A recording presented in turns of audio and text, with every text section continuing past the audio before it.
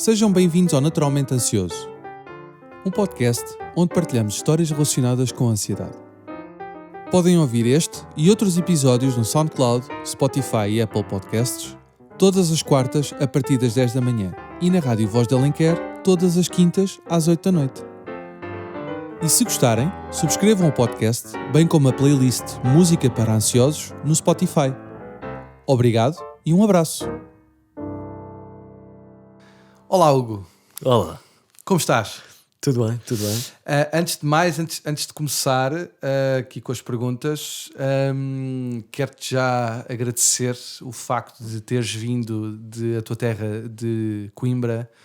É mesmo Coimbra ou é... É mesmo Coimbra. Mesmo Coimbra. Portanto, teres vindo de propósito de Coimbra até aqui, esta pequena Obrigado, casa no meio da moraria, para gravar este episódio e para fazer parte deste espaço. Portanto, eu agradeço imenso o teu carinho e a tua boa vontade de ter vindo até aqui. É um prazer. Eu sinto-me realmente lisonjeado pelo convite e tudo o que eu puder fazer para tentar difundir a minha mensagem, difundir aquilo que eu acredito, tentar contribuir um bocadinho para eliminar o estigma que existe em relação à saúde mental, contem comigo porque é realmente o que eu quero. Então bora, vamos fazer isso.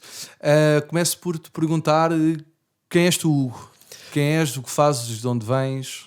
Bom, eu sou um rapaz de 21 anos que está a acabar a licenciatura em Gestão na Faculdade de Economia da Universidade de Coimbra e que fui diagnosticado com uma depressão há cerca de 8, 9 meses e que decidiu criar um projeto chamado Domina o Caos no Instagram que tenta alargar o debate da saúde mental, tenta criar uma comunidade em que puxamos todos uns pelos outros, tentar combater esta negatividade toda que existe nas redes sociais, esta toxicidade, e tentar contribuir um bocadinho para um mundo melhor, na medida que eu posso, e é isso.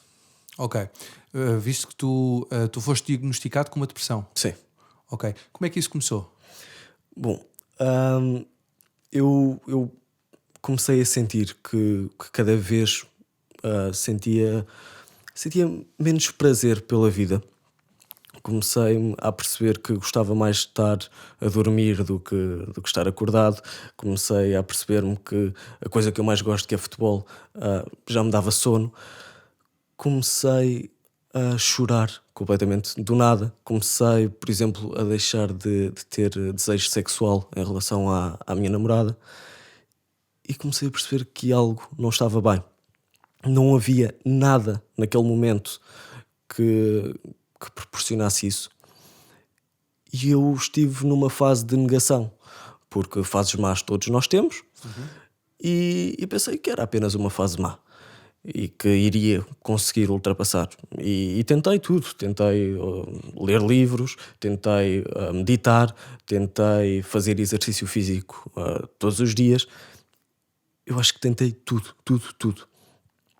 Mas no fim sentia-me sempre cada vez mais vazio. Sentia-me sempre muito pior do que quando tinha iniciado o que quer que seja. E isto, ao mesmo tempo, eu estava a tentar esconder da minha mãe porque não a queria preocupar. Eu vivo só com a minha mãe. E então começou a ser tudo uma bola de tanta preocupação, tanta ansiedade, tanta tristeza que eu simplesmente rebentei. E a minha mãe tem bastante sensibilidade quanto a estes assuntos de saúde mental, tem essa sorte, e percebeu que eu não estava bem e concordou. Aliás, não concordou, mandou-me ir a um psiquiatra e eu percebi que precisava. Ok. E uma pergunta, isso foi com que idade? Começou com que idade? Estes episódios começaram em março deste ano. Abril. Ok. Então é uma coisa relativamente recente. Okay. É algo recente, sim. Okay. O que acontece e que eu não demonstro no meu documentário, no meu projeto do Instagram, são as razões. Porque eu acho que até agora tenho tido uma função de não partilhar propriamente a minha história, mas ser um veículo transmissor das mensagens, dos sintomas de quem tem depressão. Ok. Ou de quem tem ansiedade. Mas a verdade é que eu acho que isto é um acumular de situações que eu não fui resolvendo ao longo da minha vida, por uma razão ou por outra, muitas vezes por uma questão de sobrevivência. Eu não tive a capacidade emocional para as conseguir arrumar nos sítios certos, e quando nós não resolvemos as coisas, elas mais cedo ou mais tarde acabam por vir ao de cima. E eu sinto que vieram todas ao mesmo tempo. E que isso deu-me um bocadinho cabo da cabeça. Okay. E acho que agora é a altura perfeita para eu as resolver e para me tornar numa pessoa mais autoconsciente e mais feliz. Eu costumo dizer várias vezes que a depressão é uma oportunidade para nós nos reerguermos, para nós nos conhecermos melhor. É isso, para te conheceres a ti próprio, não é? Exatamente. E é assim que eu tento encarar. Obviamente que não é fácil ter esse pensamento de uma forma constante, porque às vezes os momentos de tristeza são realmente Claro. muito, muito profundos. Mas eu inclusivamente tento fomentar a gratidão pela depressão. Ou seja, se eu não tivesse a depressão, olha, por exemplo, não estava aqui, nunca teria a oportunidade de estar aqui, de ter contacto com uma data de pessoas que já tive, de conhecer uma data de histórias, de até colocar o meu sofrimento em perspectiva. Pois, quando tu começas a conhecer histórias de outras pessoas que realmente, ou seja, histórias que ainda foram mais dramáticas que a tua, não é estar de maneira alguma a desprezar a tua história. Sim. Mas quando a gente conhece pessoas que tiveram uma história de vida ainda mais pesada que a nossa, pá, a gente às vezes começa a pôr a perspectiva, tipo, não é? Será que... Sim, sem dúvida. E às vezes nem precisa de ser mais pesada, porque eu tenho alguma dificuldade nessa escala. Se há coisa que eu tenho aprendido neste processo é que os sofrimentos não se comparam. Sofrimentos são sofrimentos, e se algo nos faz mal, há que combater. Eu acho que é mais pela questão de perceber que realmente há muitas pessoas a passarem pelo mesmo ou por algo semelhante. Pois é, cada vez mais, infelizmente. Sim, e isso é algo que eu acabo por não conseguir entender. Como é que, sendo a ansiedade, a depressão, infelizmente uma tendência crescente, como é que ainda continua a existir tanto preconceito, tanto estigma? E foi por isso que eu decidi criar o meu projeto. Ok. Sabes que eu acho que nós estamos aqui num ponto de viragem. Isto é uma coisa que é... não é que já não haja episódios de ansiedade no passado ou histórias de depressão no passado. Claro que já havia, isto já existe há muito tempo, já no tempo de Freud, não é? A questão é que hoje em dia, com o ritmo de vida acelerado da nossa sociedade, o facto de existirem redes sociais, um ecrã que tu olhas para ele 16 horas do teu dia, ou seja, uma vida que tu queres alcançar, mas que é só fachada, mas que te cria pensamentos na cabeça. Portanto, há uma data de coisas que te leva a isso, não é? Existe, isto cresceu. Pronto, isto cresceu. Sim. E eu acho que nós agora estamos a começar a entrar num ponto de viragem em que as pessoas realmente estamos no começo, estamos no começo de uma viragem para a maneira como as pessoas olham para estes casos. Eu acho que sim. Acho que estamos eu acho que, sim. Imagina, se calhar daqui a 5 anos as pessoas já vão olhar para estes casos de ansiedade e depressão de outra maneira. Eu sei que não é a mesma coisa, mas eu tento olhar com a mesma perspectiva que olho, como por exemplo as causas LGBT. Há 10 anos atrás, uma pessoa que era de outro sexo era ostracizada na rua. Hoje em dia, a sociedade moderna, pelo menos eu estou a falar isto a nível de cidade, não é? As pessoas hoje em dia já veem um casal homossexual na rua, já vêm dois homens a beijarem-se na rua com uma tranquilidade e uma calma que não era, ou seja, que não era a mesma há 10 anos atrás. Portanto, porque houve um caminho, houve um passar de muita coisa. Obviamente, a causa deles é completamente diferente da nossa, claro. Não é? A luta deles é completamente diferente da nossa, mas eu olho para isto como com uma boa perspectiva eu acho que daqui a 5 anos, 10 anos, eu acho que as pessoas vão olhar para pessoas que sofrem de ansiedade como uma patologia, como uma doença, como outra qualquer, como alguém que partiu a perna, percebes? Sim, não é só mais um que é um coitadinho ou que vai trabalhar que isso faz-te bem, percebes? Ou seja, tentar menosprezar estes sintomas, porque isto é uma doença, não é? É uma doença como outra qualquer. Diagnosticável. Exatamente, é uma doença como outra qualquer. E infelizmente está a crescer, não é? Está a crescer. Portanto, eu acho que a sociedade também está a começar a olhar para... Estamos no começo, estás a ver? Sim. As pessoas estão a começar a ouvir falar disto. Pronto. Mais casos destes vão acabar por aparecer. Isto vai acabar por crescer, porque a tendência, infelizmente, até agora é crescer. Sim. Porque cada vez mais nós estamos focados no nosso mundo, e o estar focados no nosso mundo, passamos muito tempo connosco próprios, ou seja, passamos demasiado tempo a pensar, e isso não é bom, não é? Para quem sofre de ansiedade ou para quem é uma pessoa que conspira muito, não é bom, não é? Sim.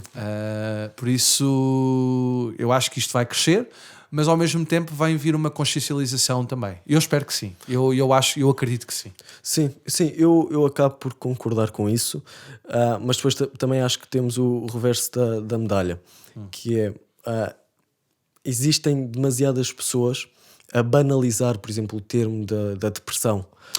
Sim. Isso eu concordo plenamente contigo. Também há outro estigma agora, que é, imagina, está ansioso. É ansioso. Estás a ver? Pronto. Ou seja, também banaliza um bocado a situação. Acaba por fragilizar a nossa luta. Sim. Mas pronto, isto... A luta só é possível se cada vez falarmos mais, cada vez debatermos mais. Claro, exatamente. E cada um ajudar-se na medida que pode. Eu, de maneira nenhuma, criei o meu projeto com o intuito de ensinar ninguém. Porque, na verdade, que moral é que eu tenho, não é? Eu sou um miúdo de 21 anos que pouco ou nada sabe da vida.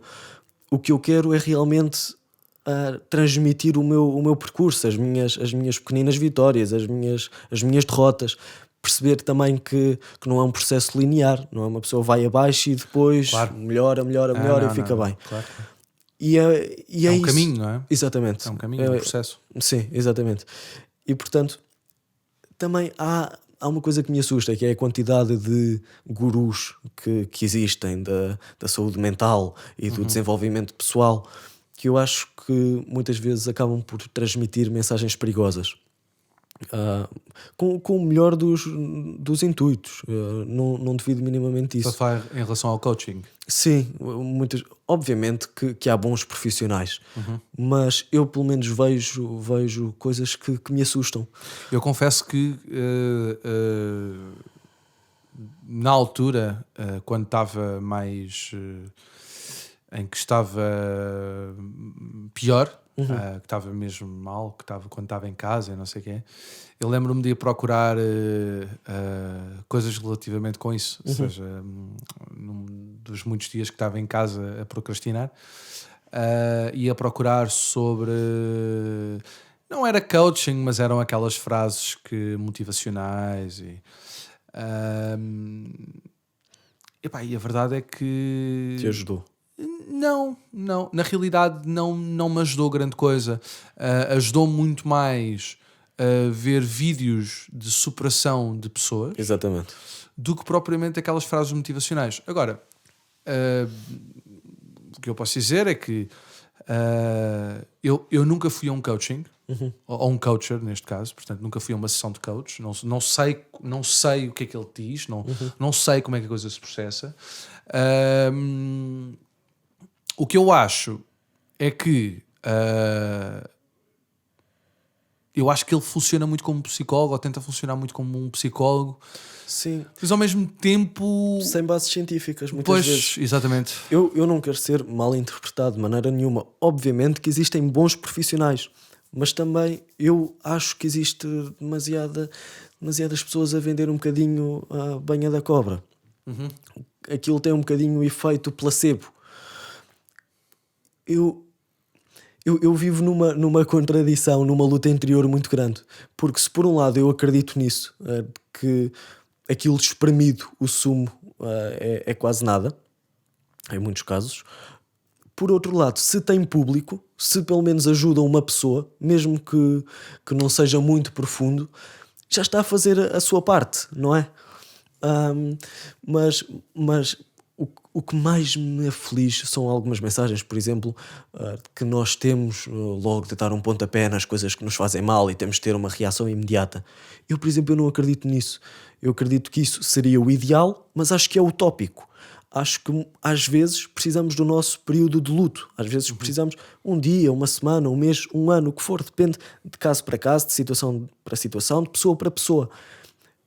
Mas esta oratória toda de que quem está no caminho do desenvolvimento pessoal não deixa que os problemas o afetem ou afetam muito pouco tempo porque depois consegue logo dar a volta, eu não acredito que isso seja real e acredito que isso promove uma pressão excessiva nas pessoas, porque muitas que estão a ouvir em casa acabam por não conseguir fazer isso, sentem-se insuficientes, sentem que não estão a ser o que deveriam e acabam por se sentir ainda pior. Ou seja, uma coisa que deveria ser benéfica acaba por ser prejudicial. Exatamente.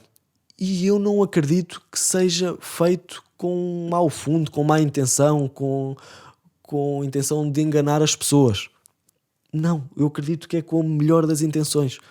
Acredito é que às vezes não se tem muito cuidado. E especialmente falando da saúde mental, acho que se deve ter algum tato.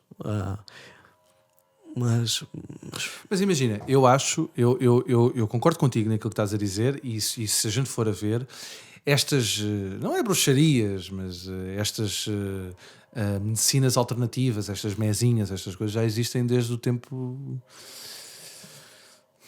Desde há muitos anos, não é? A questão do tarô, de ler a mão, de 30 mil coisas, já existe há muitos anos. Certo. Eu estou-me a lembrar agora de uma situação que vivi. Por acaso já nem me lembrava disto e lembrei-me disto por causa desta conversa. Estava a dizer isso e estava-me a lembrar disto. Em 2016 eu fui, por causa de uma amiga minha que ela é muito esotérica. Ela recomendou-me ir a um senhor que faz Reiki, que era o senhor Vitor, e fui fazer uma sessão de Reiki. E a verdade é que eu saí de lá muito melhor. Não sei, imagina, eu sempre fui um bocado cético em relação a todas essas coisas, mas a verdade é que eu saí de lá melhor. Pronto. E fui lá e voltei lá uma segunda vez. Supostamente da primeira vez eu estive a falar com ele teve-me a fazer uma harmonização da energia, a canalizar a energia, não sei o quê, teve-me a fazer ele mandou-me deitar numa marquesa, fez-me ali uma sessão de Reiki e a verdade é que eu saí dali melhor. Pronto. Não sei se foi por uma questão de placebo, não sei se... ou seja, eu acredito que o que existe à nossa volta, que há energia envolvida, ou seja, que... Agora, eu não... Sim, eu também acredito. Ou seja, não consigo perceber como é que tu consegues passar a tua energia para outra pessoa, disso fazer-te melhor, mas a verdade é que, imagina, há pequenas coisas que tu sentes, tipo a presença de outra pessoa, tu quando alguém te toca, sentes-te logo melhor, ou seja, o tato, isso tudo ajuda. Portanto, aquela sessão para mim foi fixe. E voltei lá uma segunda vez e na altura ele deu-me uma pedra. Estávamos a falar no meio da sessão, ele depois voltou a fazer uma harmonização. Ele deu-me uma pedra e fez lá uma cena qualquer para meter boas energias na pedra e ia-me dar a pedra, não sei o quê. Epá, e eu vim-me embora e depois nunca mais lá voltei. Entretanto comecei a andar com a pedra aquelas pedras de cristal, não sei o quê. Era uma pedra de quartzo, se não estou em erro. Pronto. Ele deu uma pedra, eu andava com a pedra no bolso. Pá, e aquilo era tipo o meu amuleto. E lembro perfeitamente que há um dia em que eu de repente meto a mão ao bolso e não há pedra. Portanto, eu perdi a pedra. E não sei como é que eu perdi. Eu calculo que foi, imagina, a pôr a mão ao bolso, a tirar uma coisa qualquer, a pedra saltou. Pronto. Portanto, eu nunca mais vi a pedra. Imediatamente a minha cabeça começou tipo, e agora? Aquela coisa de, pá, e agora? E a pedra? E a pedra? E agora não tenho a pedra? E o que é que eu vou fazer à minha vida? E agora não tenho a pedra? Pá, e a verdade é que aquilo não fez nada. Porque aquilo começou-me a bater e eu comecei a ficar bem ansioso com a situação. Eu até estava em casa, estava a andar na rua e pensei, vou já para casa. Comecei logo tipo, a entrar em pânico, coração a mil, comecei logo no overthinking, e a pedra, e agora, e não sei o quê, e agora não tenho um amuleto da sorte e das energias, e agora se me dá aqui um ataque de pânico, eu caio aqui, não sei o quê, pronto, começa logo a despoltar, e eu basei para casa. Pai, comecei, e depois daí de louco à procura da pedra, onde é que está o raio da pedra. Na altura a minha namorada, a Ana, morava noutra casa. Eu ainda pensei, se calhar ficou lá. Ela nem sabia, ela não sabia que eu tinha isso, porque na altura tinha vergonha de lhe dizer que estávamos a começar a namorar há pouco tempo. E então eu andei à procura da pedra na cama e no chão e não sei o que, se encontrava a pedra, não encontrei pedra nenhuma em porra nenhuma. Pá, e a verdade é que aquilo ficou-me ali a bater durante 1 ou 2 dias, mas depois passou. E a verdade é que eu depois dei para mim a pensar, mas isto não fez nada. Porque eu mais tarde, estás a ver, com os acontecimentos que foram acontecer na minha vida, as lutas que eu fui ganhando contra a ansiedade, ou seja, todos os obstáculos que eu fui superando, nunca foi com pedra nenhuma. Por isso eu pensei, pá, não, se calhar isto é mesmo... Pá, pronto, é o placebo, não é? Ou seja, tentam-te passar uma ideia e vender uma coisa que não é bem assim. Sim, eu nem estava a falar dessas questões do reiki. Eu é que me lembrei disso. Estava a falar dos coaches e assim. Sim. Mas lá está, quer dizer, qualquer coisa que faça com que uma pessoa se sinta melhor, seja uma pedra, seja um grão de areia, seja o que for, já está, o propósito já está cumprido. O meu maior problema é quem difunde a mensagem, que acho que... porque em relação a quem recebe, quem seja via oral, seja algum objeto, desde que se sinta melhor, perfeito. Certo. Acho que deve haver às vezes uma maior consciência do que se transmite, porque a verdade é que muitas pessoas estão numa situação frágil e faz-me confusão às vezes haver algum tipo de aproveitamento. Mas a verdade também, quem é que sou eu para dizer se existe ou se não existe? Eu só quero realmente lutar por uma sociedade que é mais informada, por uma sociedade mais consciente e em que realmente nos preocupamos todos uns com os outros e com o bem-estar uns dos outros, mas de uma forma não completamente empírica, de uma forma um bocadinho mais científica, mais... entendes? Sim.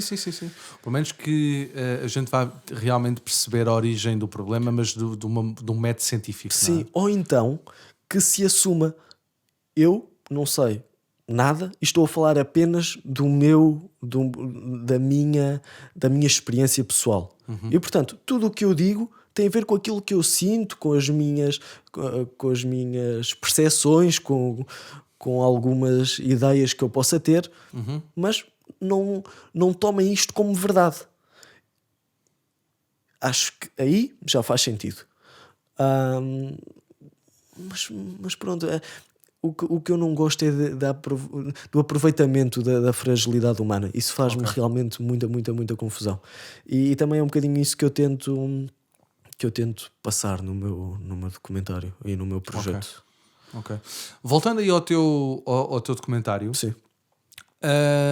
fala-me disso. Portanto, tu começaste por querer documentar a tua vida enquanto um jovem no meio de uma depressão. Sim.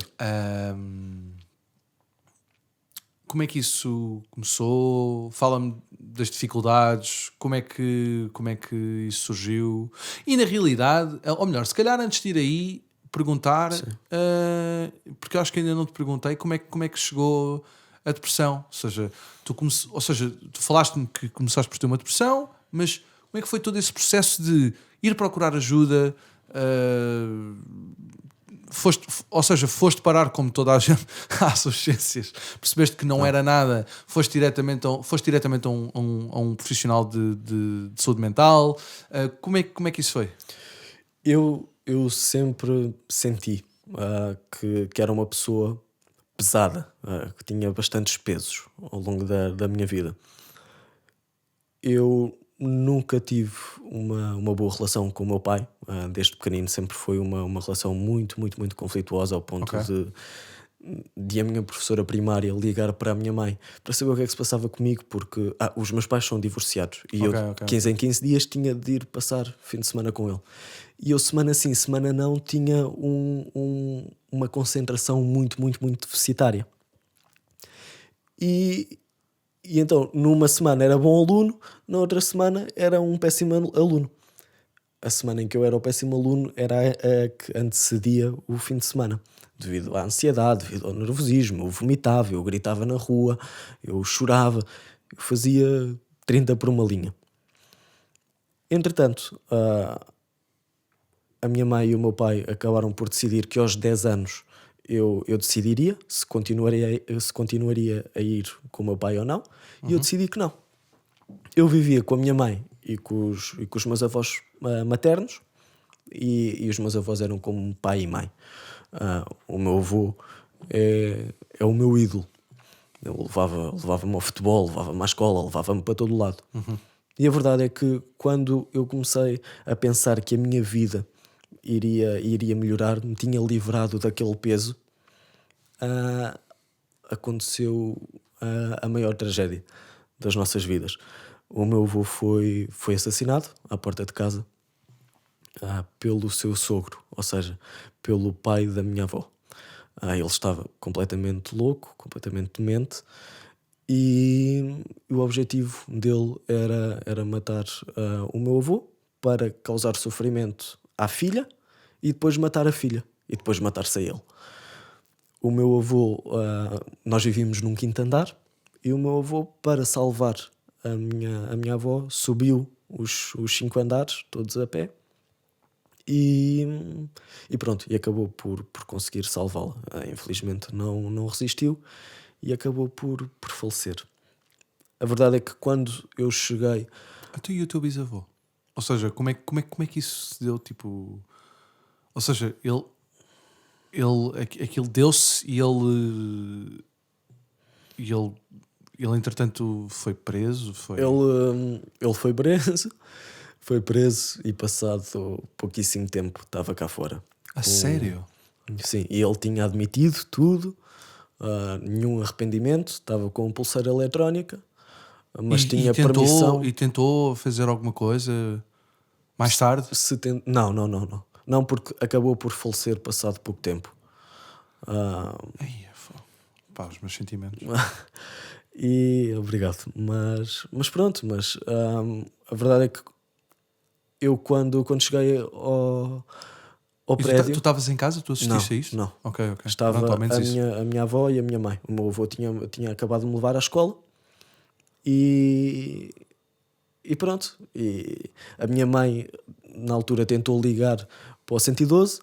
O 112 ouvia tudo e quando chegava à altura da morada não ouvia. Depois a chamada caía e então a minha mãe pegou no carro com o meu avô e com a minha avó e foram para o hospital.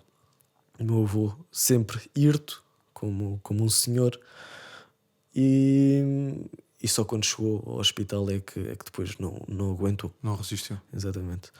E pronto, entretanto, eu chego ao prédio e aquilo era nenhum filme de terror, por mais mau gosto que tenha, consegue representar aquilo. Era sangue do chão ao teto, as paredes todas pintadas de vermelho. Foi algo completamente horrível, horrível, horrível, horrível.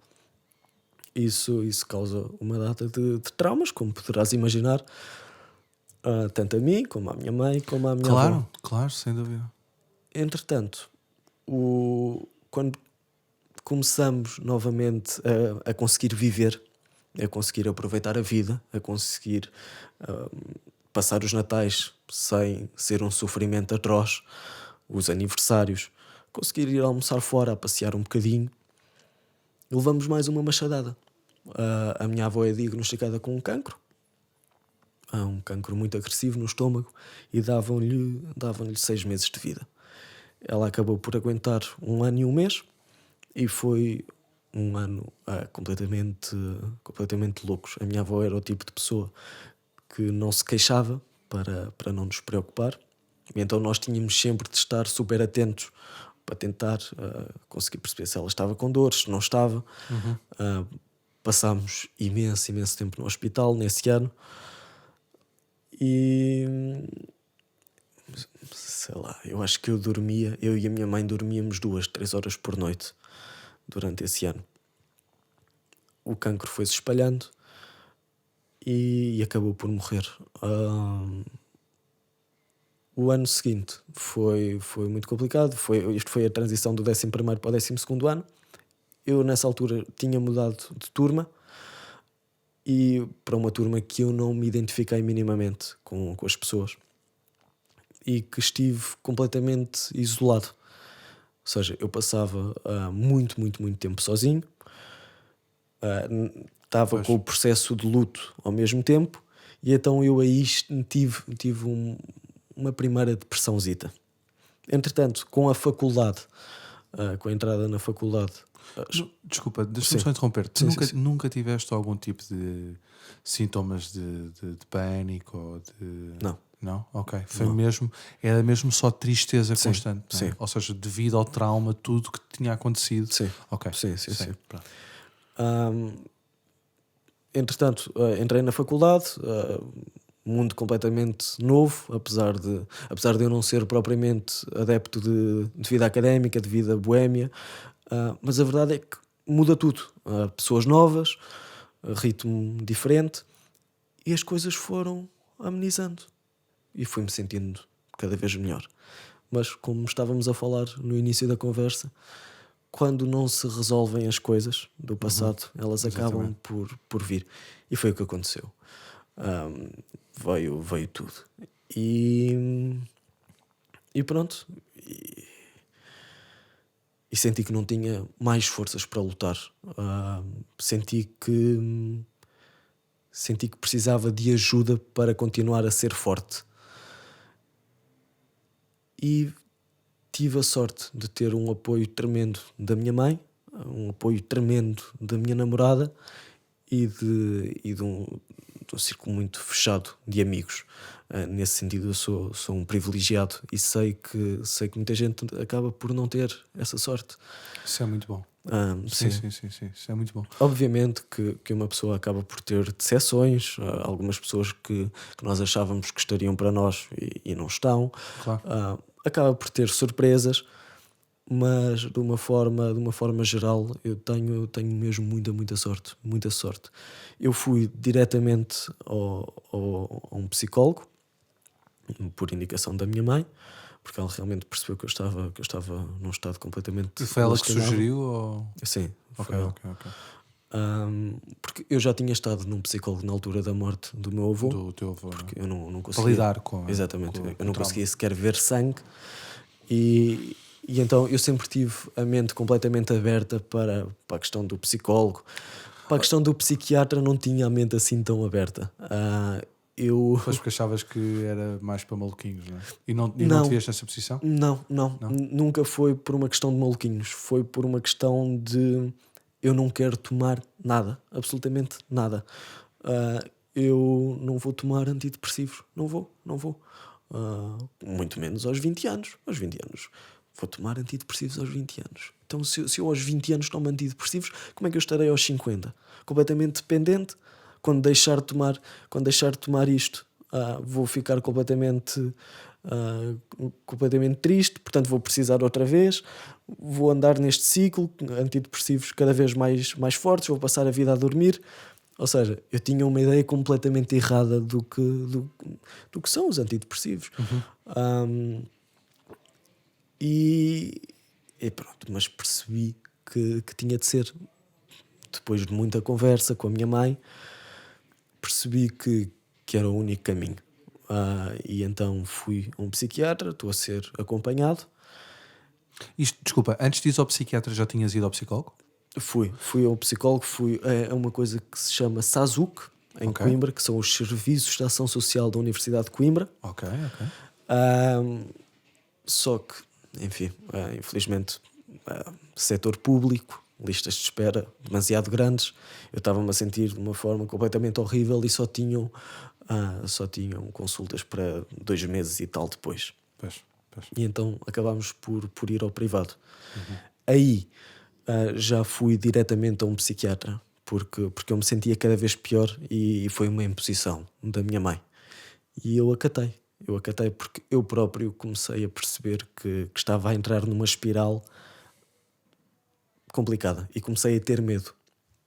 Porque a verdade é que uma pessoa está aqui a falar, estamos os dois aqui, e o suicídio e essas coisas todas parecem uma realidade muito distante. Não é. Mas a verdade é que basta um segundo de loucura. E com tanto sofrimento, esse segundo se calhar não está assim tão longe. E eu comecei a ter medo. Comecei a ter realmente medo do que poderia fazer quase de uma forma inconsciente. Mas passou-te várias vezes pela cabeça? Eu nunca pensei em matar-me. Eu pensei o que seria se eu morresse. Se calhar não fazia assim tanta falta. Ok. Se calhar não me apetece muito continuar a viver com esta tristeza toda. Se isto for para ser sempre assim, se calhar não me apetece muito. Mas Eu pensei, eu confesso, eu não tenho problema nenhum de dizer isso. Eu pensei várias vezes em pôr fim à minha vida. eu Nunca tive coragem, porque sou demasiado metricas, mas pensei várias vezes. Mas em pensaste pôr fim. mesmo, por exemplo, na maneira como irias fazer? Pus e pensei precisamente nisso também, que tu estás a pensar, que tu pensavas, que era como é que seria a vida quando eu não estivesse aqui, ou seja, o que é que eu deixaria, se havia pessoas que iriam ao meu funeral, como é que iria ser o meu funeral. Eu cheguei a pensar muito nisso. Sim. Cheguei a pensar mesmo criar um cenário de um funeral com as pessoas, quem é que iria, quem não iria, como é que iria ser o pós, como é que iria ser, e a única coisa que via era o sofrimento dos meus pais. Pronto. E foi isso que fez com que não fizesses nada? O sofrimento dos teus pais? Também, mas na altura não me ligava muito, porque imagina, a relação que eu tenho com os meus pais, muito também devido ao meu pai, eu nunca tive uma relação muito forte com o meu pai. Porque o meu pai sempre teve uma educação muito rígida e muito ríspida por parte dos meus avós, e a relação que eu tive com o meu pai sempre chocámos muito um com o outro, tal como tu. E eu, portanto, desde muito novo que não me identificava com aquele tipo de pessoa, e não me identifico de todo. Apesar de hoje em dia a nossa relação estar muito melhor. Cool. O meu pai continua a ter momentos e atitudes que não vão de acordo com a minha ideologia, a minha forma de pensar, a minha maneira de ver a vida, e eu simplesmente, em vez de... Porque antigamente eu passava demasiado tempo e gastava demasiada energia do meu dia a pensar nas discussões que ia ter com ele, estás a ver? E a pensar de tudo aquilo que lhe queria dizer, e gastava demasiado, ou seja, criava uma enorme frustração. E lembro perfeitamente quando eu era miúdo, que passava muitas noites em que eu ia para a cama e passava horas a criar histórias na minha cabeça contra o meu pai, estás a ver? Sim. E de coisas que lhe queria dizer, e explicar porque é que não é assim. E percebi que um dos grandes motivos que me fez crescer e que me moldou enquanto pessoa ansiosa, enquanto pessoa que não se relacionava muito também, porque eu também era muito tímido na altura, quando sempre fui um bocado tímido quando era miúdo, era muito por causa disso, porque estava sempre a tentar à procura da aprovação, Certo, estás a ver? compreendo, E nomeadamente sempre à compreendo procura da aprovação do meu pai, pronto, Certo. que nunca tive, pronto. Isso eu compreendo perfeitamente e é muito estranho eu pensar nisso, porque eu, graças a Deus, a relação com a minha mãe e com os meus avós era perfeita, perfeita. Óbvio que tínhamos os nossos problemas, mas era uma família muito... Era e é, agora sou eu e a minha mãe, mas realmente uma família muito, muito, muito, muito unida. E com o meu pai era completamente o oposto. E se eu, com a minha mãe e com os meus avós, não precisava minimamente de procurar essa tal aprovação, com o meu pai precisava. E por algum motivo, na minha cabeça, apesar de eu passar muito mais tempo com a minha mãe e com os meus avós, o que prevalecia era a atitude em relação ao meu pai. Ou seja, Exatamente. percebes? Exatamente. E é complicado para uma criança, e isso depois acaba por ter muitas... Depois tem consequências, Muitas não é? consequências, Depois tem consequências na exatamente. vida futura e no meu caso deu no que deu. Mas pronto, portanto, continuando a tua história, desculpa. Não, mas antes disso, então, mas tu não foi pelo sofrimento dos teus pais? Foi... Desculpa, em relação àquela questão, sim, exatamente. Ou seja, eu entretanto, depois acabei por nunca fazer, não pelo sofrimento dos meus pais, mas muito porque para já eu tinha medo de o fazer. Tinha medo de o fazer. E depois havia outras coisas na minha vida que me faziam ficar, nomeadamente o meu grupo de amigos. Certo. Porque muitas vezes a família não é aquela que nos é imposta, é aquela que a gente quer. Sem dúvida alguma. É aquela que a gente quer ter. Sim, sim. E os pais, os chamados pais, eu faço uma diferenciação muito grande entre o pai e o progenitor. Eu tenho uma mãe e tenho um progenitor. Aliás, eu tenho duas mães, a minha mãe e a minha avó, e tenho um pai que era o meu avô.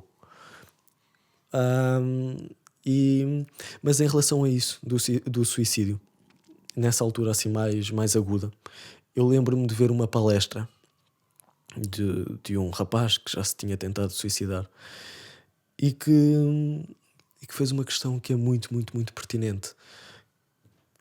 Ele, antes de se tentar matar, ele perguntou-se se ele queria realmente morrer ou se apenas não queria viver mais assim. Exatamente. Porque a minha angústia era muito essa. Eu só não queria viver assim. Estás a ver? Eu só não queria viver assim. E lembro perfeitamente, depois dessa altura, que foi quando eu decidi, muito tipo também por via dos meus amigos, de ir procurar ajuda psicológica. Que bom. Pronto, porque a dada altura eu comecei a me isolar do mundo, passava muito tempo em casa, estava sempre... não tinha vontade de viver. Não é? Sim. Não tinha vontade de viver, estava constantemente... Ou seja, senti que estava a começar também a entrar numa depressão, que certo. não tinha vontade de viver, ficava os dias em casa fechado, não queria sair para fazer nada, não queria comer, tomava banho, sei lá, de 3 em 3 dias, Sim, ou 4 sim. em 4 dias, Sim. ou seja, não me apetecia fazer nada, estava só em casa, comia, ir à rua... Era um drama, e quando ia à rua era só para ir ao Pingo Doce comprar meia dúzia de coisas para ter em casa, e vinha, pronto. E na altura eu estava a morar em casa dos meus avós. Os meus avós na altura estavam entre Porto e Lisboa, porque eles moravam lá em cima no norte. Entretanto, pronto, ou seja, foi uma altura muito complicada. E não, eu lembro perfeitamente das melhores coisas que fiz foi mesmo perceber, ok, não, eu preciso mesmo, ou seja, bateu-me mesmo, tipo, eu preciso mesmo de ir procurar ajuda, porque depois foi a cena profissional. Porque a mim o que me bateu depois mais, ou seja, nisso, o que me deixava ainda mais frustrado era o facto de eu querer trabalhar e não conseguir trabalhar porque eu tinha medo de ir trabalhar. Sim.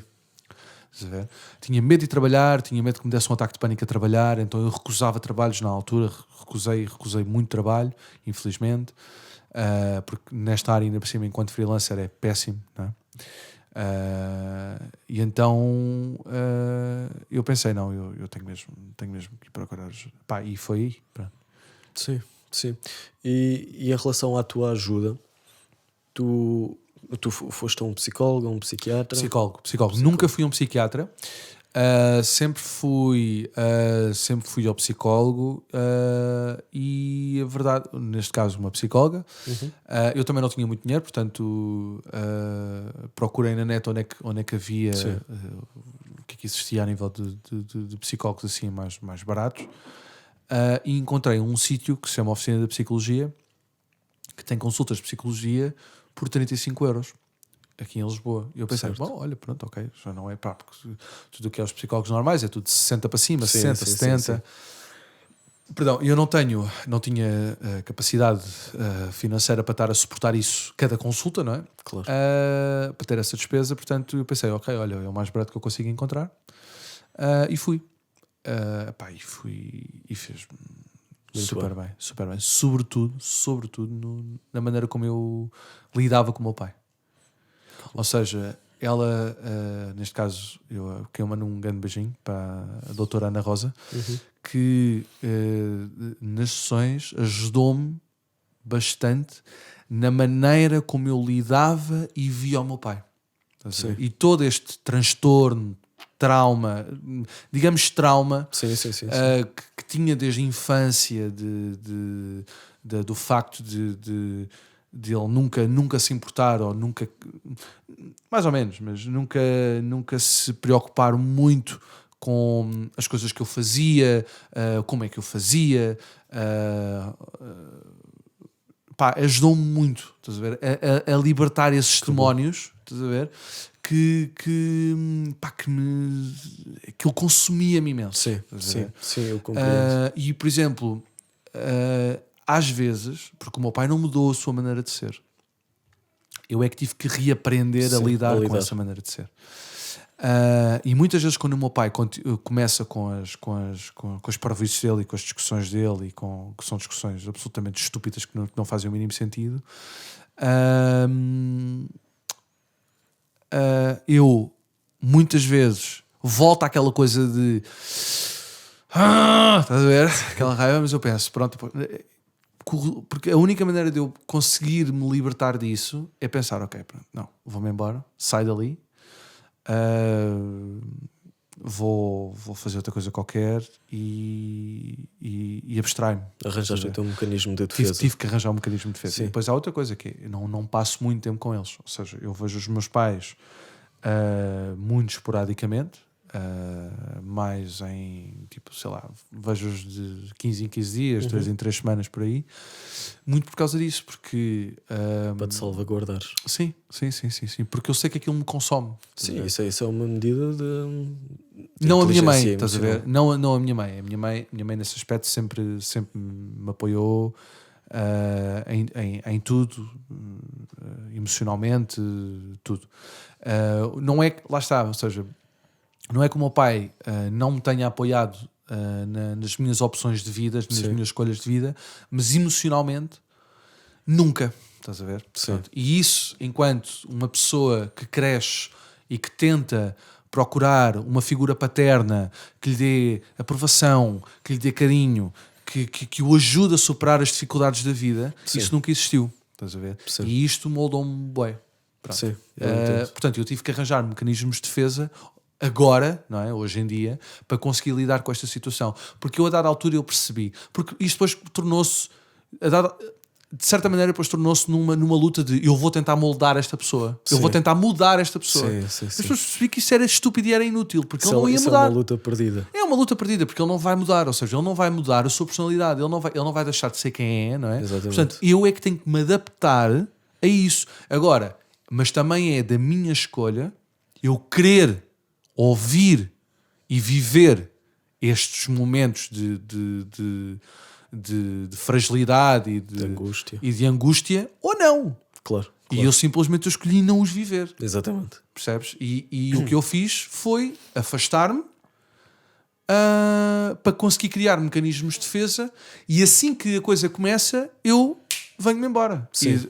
E digo, olha, pronto, vá, tchau, beijinhos, está tudo bem, e vou à minha vida. Sim. Percebes? Porque não estou para entrar naquela negatividade, percebes? Sim. E naquela bolha. Não estou. Pronto. Sim, eu acho a psicoterapia uma coisa fascinante. Acho que toda a gente deveria frequentar um psicólogo, estando bem, estando menos bem. Eu acho que é uma coisa realmente... Eu acho que nos torna melhores. Acho que por vários motivos. Nós, quando exteriorizamos o que sentimos, as coisas acabam por não ter tanto peso. Claro, sem dúvida. Os psicólogos acabam por conseguir ajudar-nos a desatar certos nós que nós temos. Exatamente. Que por estarmos na nossa bolha não conseguimos, e também é por isso que agora, se tudo correr bem, acabo gestão e irei iniciar uma licenciatura em Psicologia. Porque... A sério? Sim. Boa. Porque isso é incrível. Porque finalmente percebi o que é que eu gosto.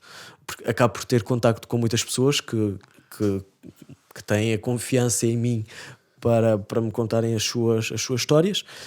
E de uma forma completamente amadora, claro. Eu tento ajudá-las na medida que posso. Pois é como eu aqui. Eu também não tenho... Ou seja, a única formação que tenho é a minha vida, não é? Pois, e é a única exatamente. coisa que eu posso... Ou seja, a única coisa que eu tento passar às pessoas é vão procurar ajuda. Sim. Acho que é a única mensagem que eu posso dar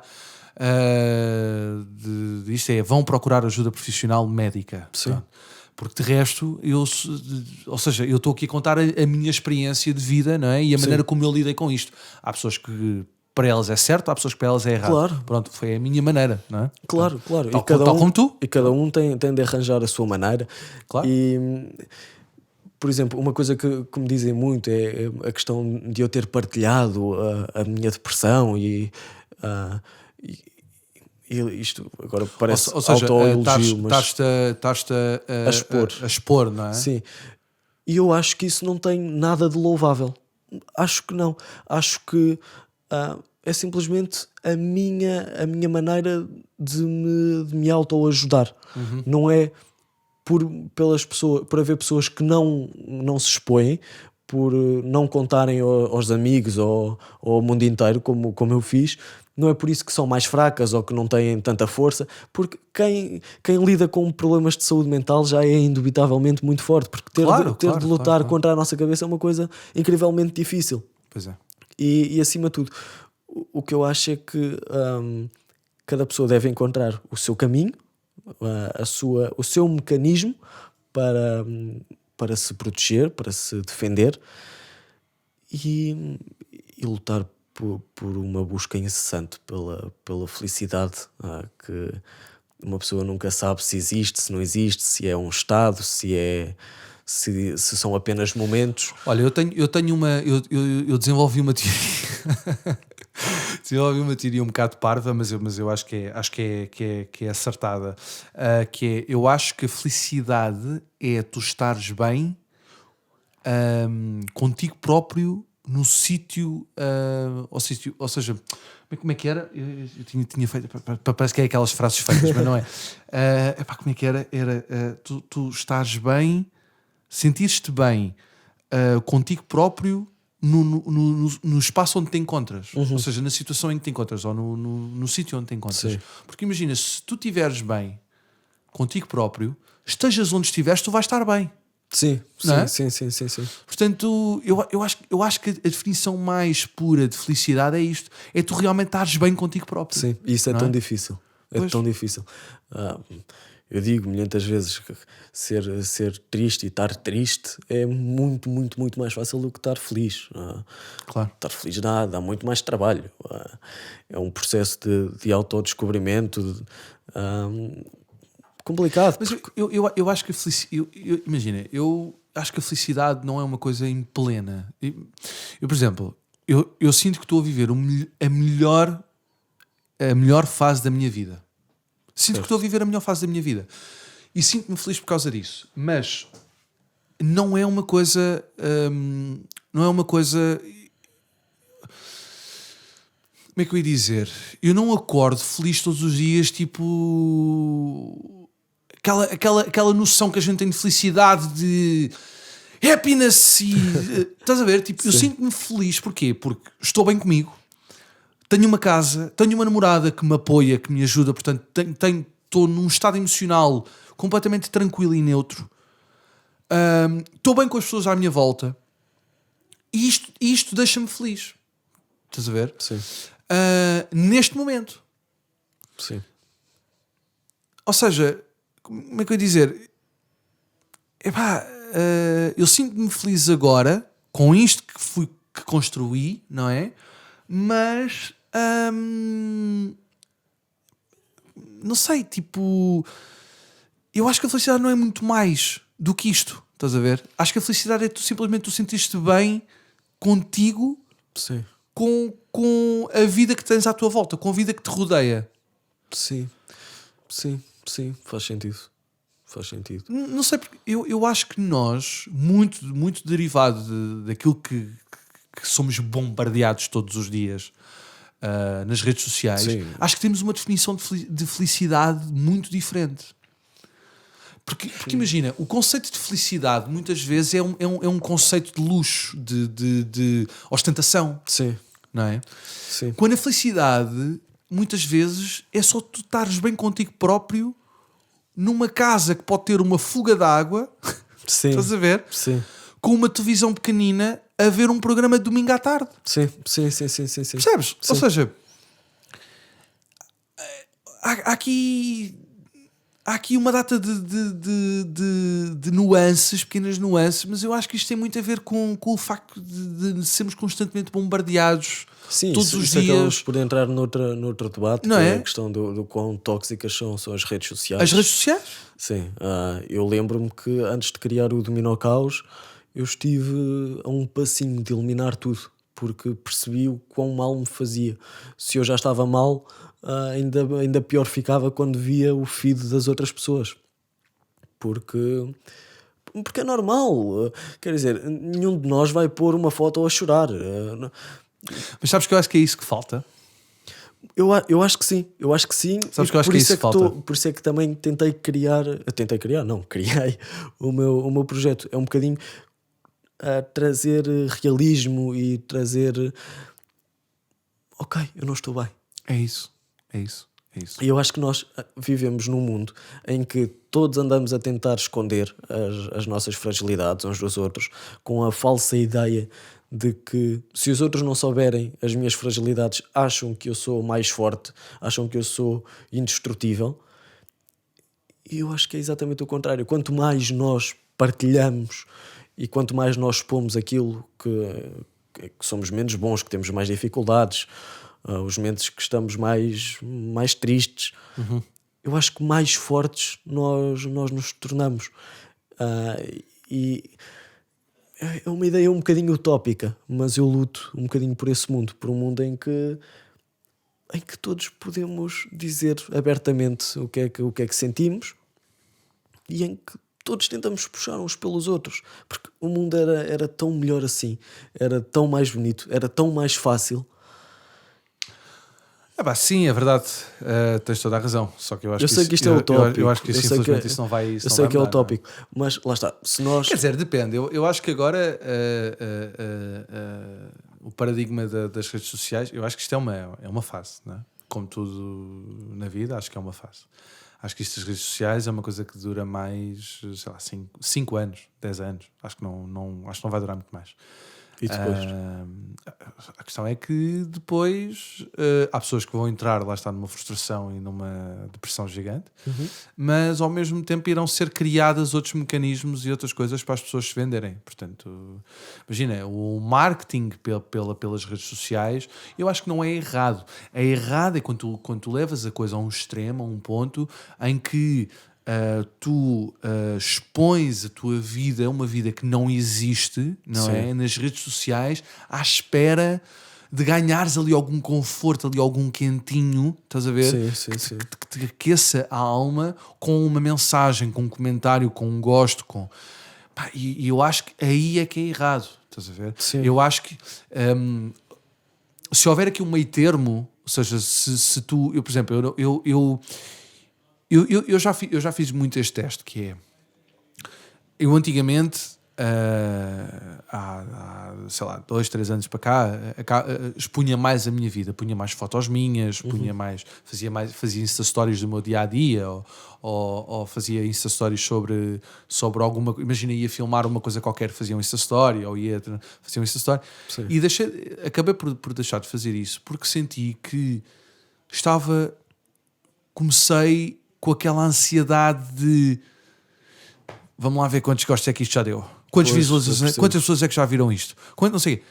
Pá, e a dada altura comecei a entrar ali numa espiral, estás a ver, em que aquilo começou-me a consumir, e acordava, a primeira coisa que fazia era mexer no telefone, ia para a cama todos os dias a mexer no telefone, pá, sempre, ou seja, estava constantemente no Instagram. Sim. E isto consome-te. Isto consome-te bué. Sem dúvida. Consome-te bué. E se tu não tiveres cuidado contigo, isto chega a um ponto mesmo mau. Que eu acho que é estas pessoas que querem tentar ser influencers, não é? Sim. De certa maneira, e tentar ganhar alguma visibilidade. Porque hoje em dia, toda a gente é conhecida. Só que imagina, hoje em dia tu tens, sei lá, 5 mil ou 10 mil seguidores no Instagram, estás a ver? Sim. Para ti é um grande feito. Mas tu vais a ver, na tua vida, tu não fizeste nada. Sim. Tu não fazes nada. Não fizeste nada. Percebes? Sim. E isto estamos a alimentar um bicho que pode ter repercussões eu acho que horríveis. O jogo dos números é uma coisa muito complicada. E Sim. eu próprio senti na pele, obviamente que à minha escala, de uma forma muito pequena, mas eu lembro-me que ao início, quando lancei os primeiros episódios, houve ali uma altura que eu estava a ficar um bocadinho obcecado com quantas visualizações e quantos gostos e quantas mensagens e quantas partilhas. E comecei a pensar, calma, este não é o teu propósito. O propósito não é tu ficares conhecido, porque a minha ânsia era de conseguir chegar a muita gente, era conseguir fazer com que as pessoas que estão no mesmo bar que eu, que se sintam acompanhadas e que toda a gente veja e que vejam que há alguém que está com elas e que as tenta compreender. Mas de repente esse mundo todo da divulgação, de ter mais partilhas, ter mais gostos, começou-me a consumir a cabeça. E eu ainda agora me estou a tentar reeducar e não vejo muitas vezes os gostos, não vejo as partilhas, e é um esforço consciente que eu faço, porque tenho de perceber que o que interessa é a mensagem que eu estou a transmitir, é o conteúdo que eu quero dar às pessoas, e eventualmente chegará, mais cedo ou mais tarde, e lá está, se eu ajudar uma pessoa já é bom, já é muito bom. Claro. E acho esse jogo muito, muito, muito perigoso. Muito perigoso. Inclusivamente o Instagram já em alguns países, não sei se sabes, que já tirou o botão do gosto. Pois não, eu sei que cá, não é? Cá já não consegues ver. Já não consegues ver quantas pessoas metem gosto na tua conta de Instagram. Eu não sei se tu já atualizaste o Instagram ou não. Mas agora esta última versão do Instagram, no meu caso já atualizou, tu já não consegues ver os gostos seja de que publicação for. Só a própria pessoa é que consegue ver o número de gostos que a publicação tem. A sério? Tu já não consegues ver. Ou seja, o espectador, Se cá em Portugal, tu só vês o nome da pessoa, ou seja, vês tipo uma pessoa e depois vês milhares ou centenas ou dezenas de gostos. E depois quando tu abres os gostos, aparece-te uma mensagem a dizer só o não sei das quantas é que consegue ver o número de gostos da publicação. Sim, sim. Acho isso incrível. Ou seja, se tu quiseres ver, tens que ir contá-los um a um. Tens que ir andar para baixo e contá-los um a um. Acho isso incrível. Portanto, isto para quem é influencer é fantástico, não é? Isto é tipo um tiro no pé. Porque depois as marcas vão ver. Por isso é que eu acho mesmo que isto é uma coisa que não vai durar muito mais do que 5 anos, vá. E 5 anos é tipo... é bué de tempo. 5 anos é muito tempo. A gente acha que é pouco tempo, mas em 5 anos acontece muita coisa. Muita coisa pode mudar. Se a gente for a pensar... Eu estava a pensar para mim, passaram 10 anos, meu. Eu há 10 anos atrás, tipo, estava a entrar na faculdade. Pois. Em 10 anos de vida, estás a ver, a minha vida deu uma volta gigante. Sim. Foram 10 anos. Sim, sim. Eu não faço esse exercício porque tenho 21. Eu todos os anos, nesta altura do ano, faço um balanço.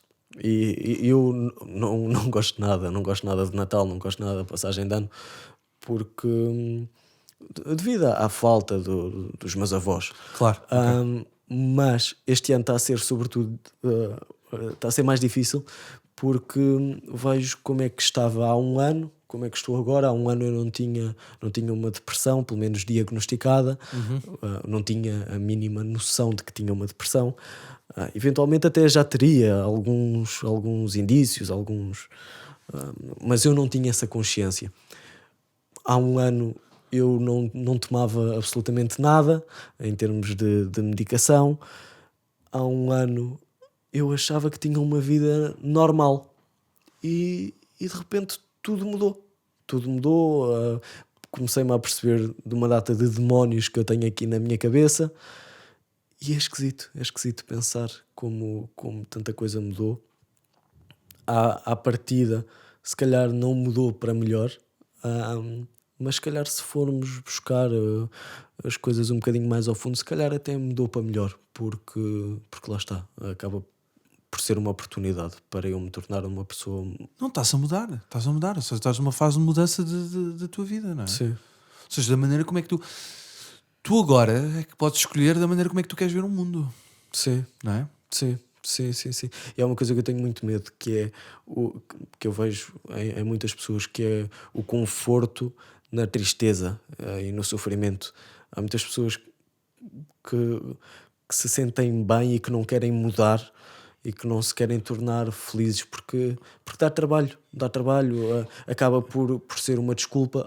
Eu respondi-te mal porque eu não estou emocionalmente estável. Sim. Eu não fiz este trabalho porque não estou estável. Sim, é uma desculpa, não? Acaba consegues canalizar para qualquer coisa, consegues canalizar para não estares bem. Claro.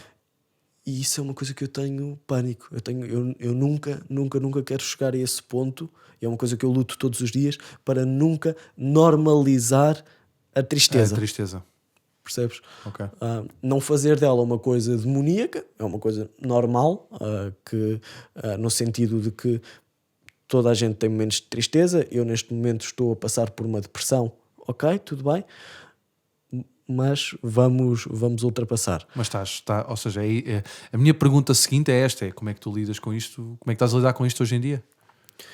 Eu tenho aprendido a viver um dia de cada vez. Isto é um bocadinho um clichê, mas é verdade. É por verdade. Não? Eu tenho aprendido a viver um dia de cada vez. Tenho aprendido a celebrar pequeninas vitórias. Pequeninas vitórias, como por exemplo comer um prato de massa inteiro, que era uma coisa que eu há uns tempos não conseguia, porque perdi o apetite todo. Claro. Pequenas vitórias como conseguir ir correr durante X tempo. Pequeninas coisas.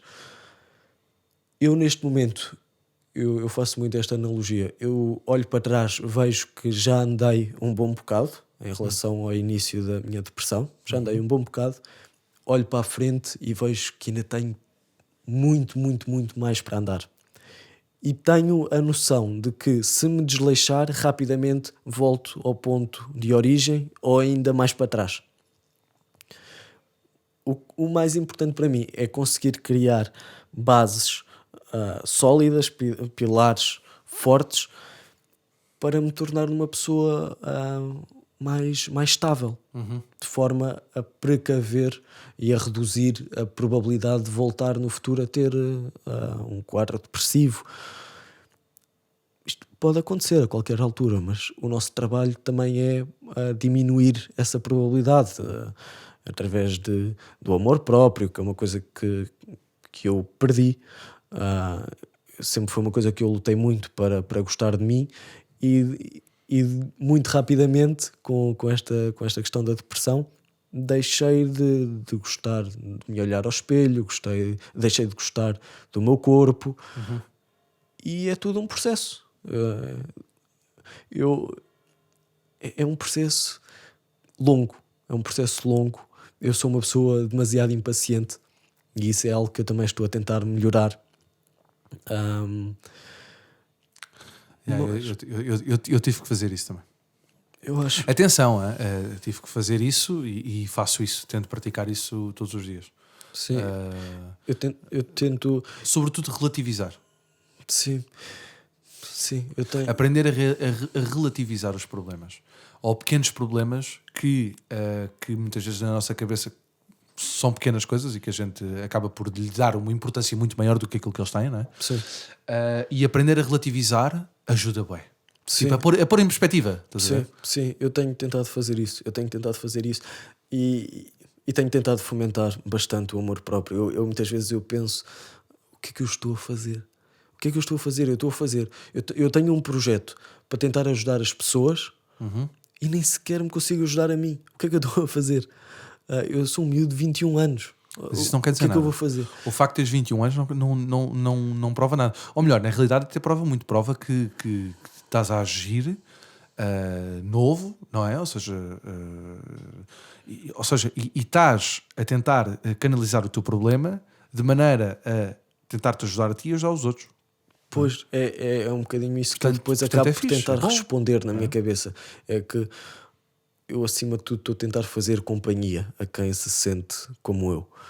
Mas, lá está, todos os dias eu tento fomentar um bocadinho, voltar a gostar de mim, como gostava antes. Isso é que é muito importante. Sim. Eu acho que isso... há uma frase que eu gosto muito que diz que o amor próprio não é nós fazermos apenas as coisas que nós gostamos. O amor próprio é nós fazermos as coisas que sabemos que nos fazem bem, mesmo quando não nos apetece absolutamente nada. E todos os dias é uma luta. E se no início, na fase mais aguda da minha depressão, eu senti que já não tinha forças, que não conseguia estar a lutar, neste momento eu sinto vontade de lutar pela minha vida, de lutar para voltar a ser a pessoa que eu sei que sou. Porque a depressão e os estados ansiosos de forma constante acabam por nos mudar um bocadinho a personalidade. Quando estamos afetados por aquilo, pelo menos na minha opinião, deixamos de ser realmente nós.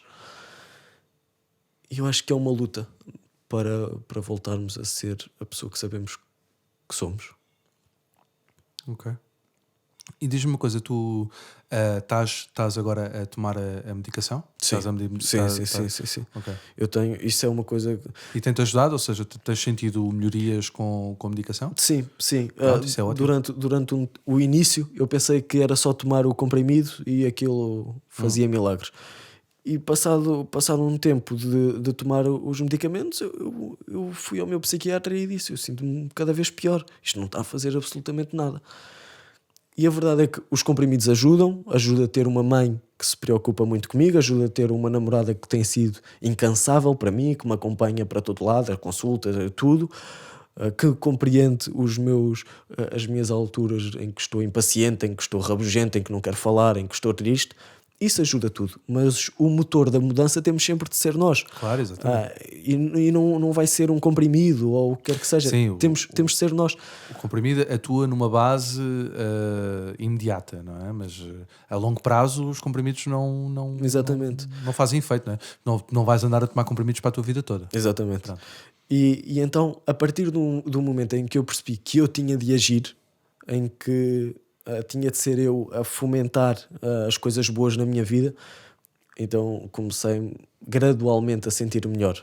Entretanto, houve uma altura que eu senti que já estava bem, foi agora no final de novembro, porque tive uma série de dias, sei lá, 5, 6, eu sei que isto parece ridículo, mas a minha noção temporal, desde que tenho a depressão, é muito diferente. Para mim, 5, 6 dias neste momento parecem quase 2 meses.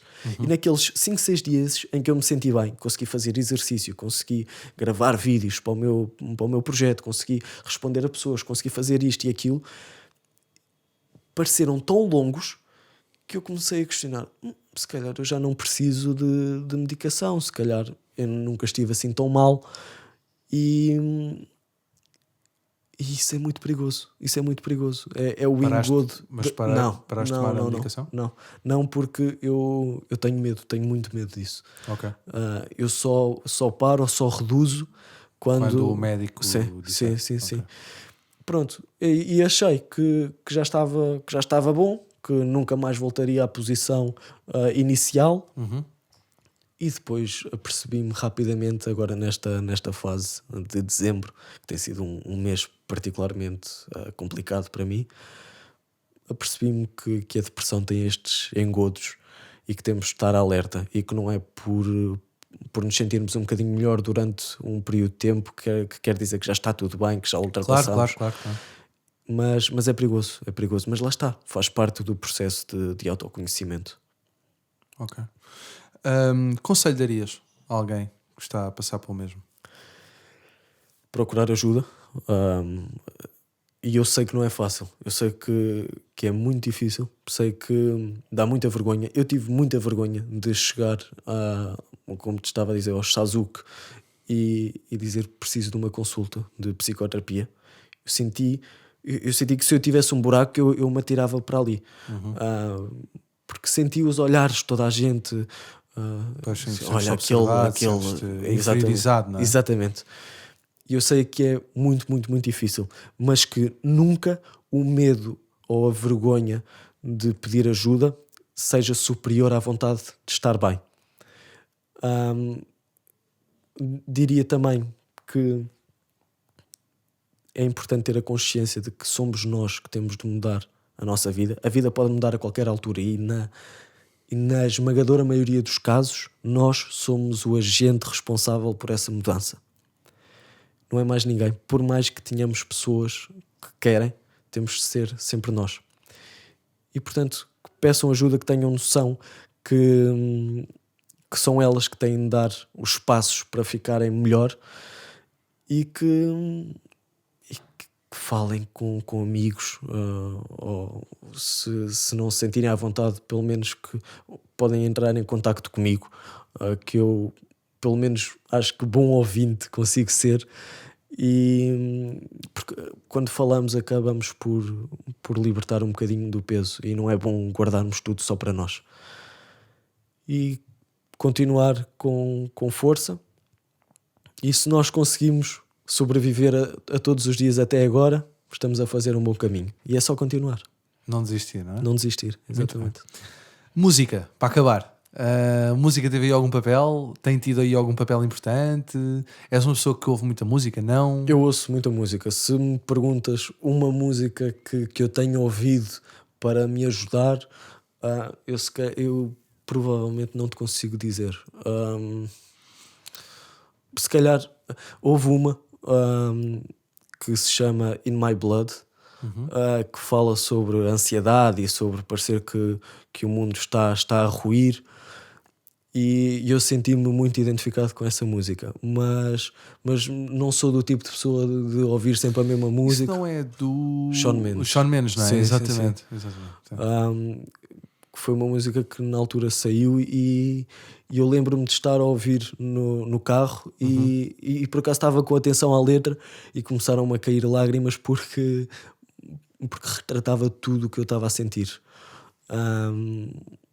Mas é isso, eu vou ouvindo coisas um bocado à toa, honestamente. Ok.